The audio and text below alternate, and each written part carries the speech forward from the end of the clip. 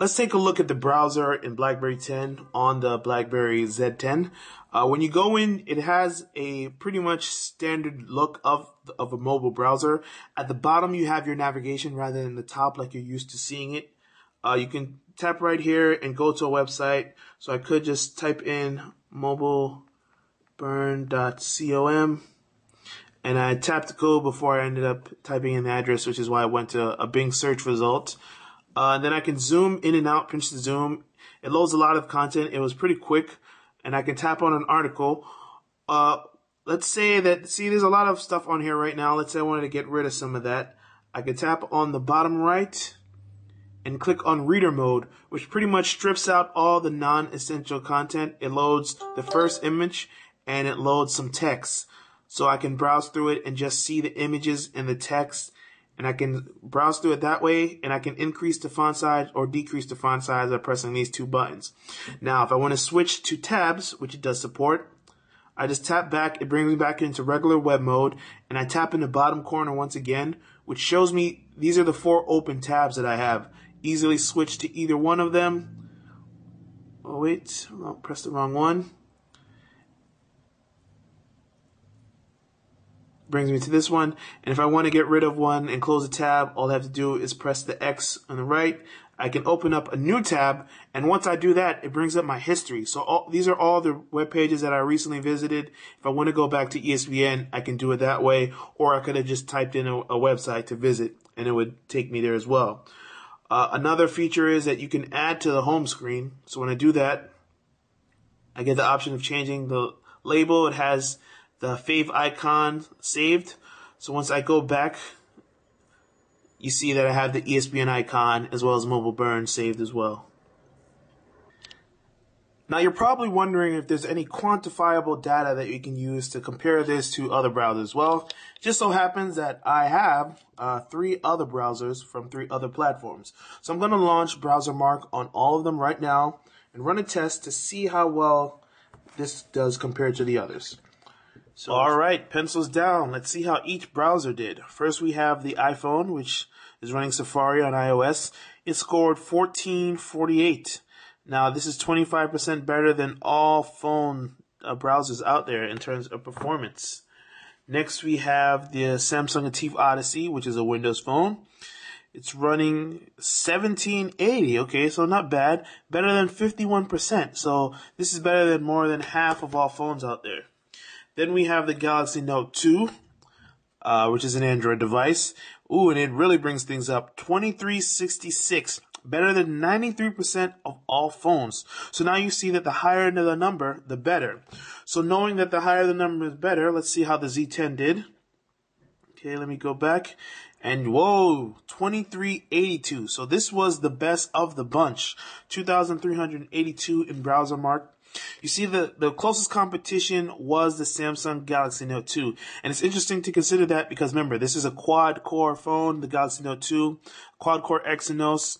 This is just a dual-core Snapdragon device, but it still managed to best all of its rivals just with those 2 cores and just with the BlackBerry rendering system. So in terms of the benchmarks in BrowserMark, the BlackBerry Z10 was clearly the winner. Now keep in mind that the opposite is true with the SunSpider test. This measures JavaScript performance, and in this particular test, the lower the number, the better. So now we have the Z10 first, which has a 1963.4. So, okay, remember, lower is better. So as I go down the list, I have the Galaxy Note here with a 1054.5. Okay, so Z10 did worse than that. Then I have the ATIV Odyssey, which is 1,506.4, so the Z10 did worse than that as well. Then I have the iPhone, which ended up being the leader of the pack, way down at 916.4. So you see there's a considerable difference, more than twice. The Z10 was half as fast on the SunSpider test as the iPhone was. So, you know, the score is not as good there. The Z10 came up short when it came to JavaScript. So the deciding factor we had to look at was ringmark. This tests basically a number of design languages on the web. It checks out Canvas, CSS, JSON, video, audio, a lot of things. It just tries it. So basically what it does, it goes on. If you pass the first ring, it goes on to the next ring and then the next ring. You try to pass as many tests as possible. In the case of the Z10, it made it to ring 2 and it failed 40 tests and passed 190. Okay, so you can browse through and see it did a decent job for a mobile browser. But in the context of the competition, how did it do? All right, the ATIV, it didn't even make it past ring 1, so we're not even going to consider that. So we'll move on to the Galaxy Note 2, see how that one did. This one, it made it to ring 2, actually ring 1, I should say. It failed 4, passed 139, so it didn't make it to ring 2. Now the iPhone 5 in Safari, it made it to ring 1, failed 8, and passed 141. So when you compare the iPhone and the Galaxy Note 2 to the Z10 made it further than either device. It's a newer browser. It did a good job with HTML5. It did a good job with CSS. So this is going to be a browser that can definitely keep up with the other options that are available on other platforms.